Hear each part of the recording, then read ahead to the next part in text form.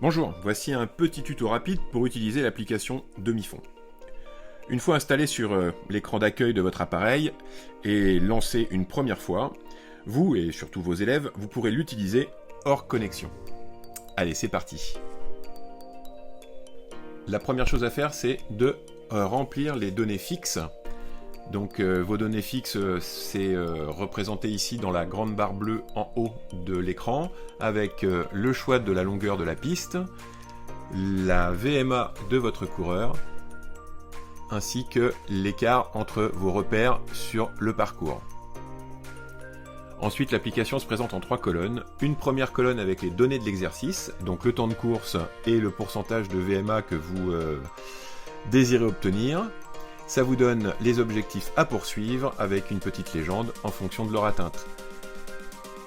La colonne du milieu est réservée à l'observation de la course en direct. Une fois qu'on a démarré le chronomètre, l'observateur a toutes les informations nécessaires avec le temps qu'il reste et le temps écoulé.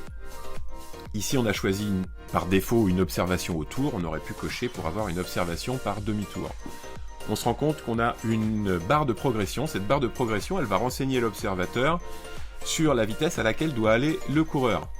Donc la barre de progression est complète quand le coureur, s'il est parfaitement dans les temps, arrive à la fin de son tour, au bout de la barre de progression.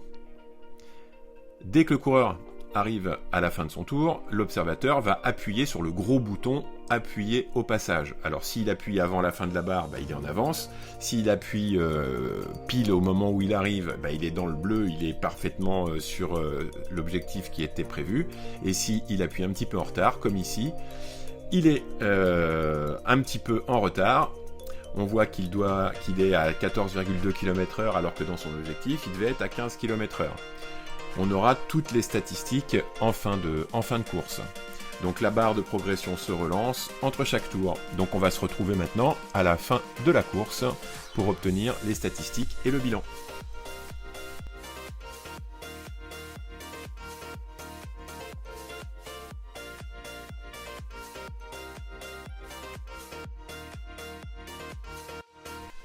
Voilà, on se retrouve, il reste que quelques secondes avant la fin de la course. Alors évidemment, comme il ne va pas finir le tour, on n'aura pas à appuyer sur le dernier passage. On a maintenant les statistiques. Il y a eu 3 passages, ça veut dire 3 tours, plus un certain nombre de repères en plus. Donc 3 tours plus, par exemple, 15 plots ou 14 plots. L'observateur va rentrer la performance réelle, 3 tours et ici le nombre de repères.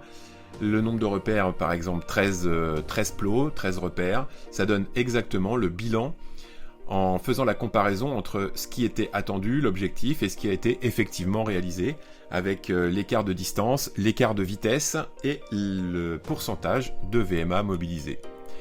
Voilà, ça donne toutes les informations, un petit RAS pour remettre à zéro, et on est reparti pour la course d'après. Merci!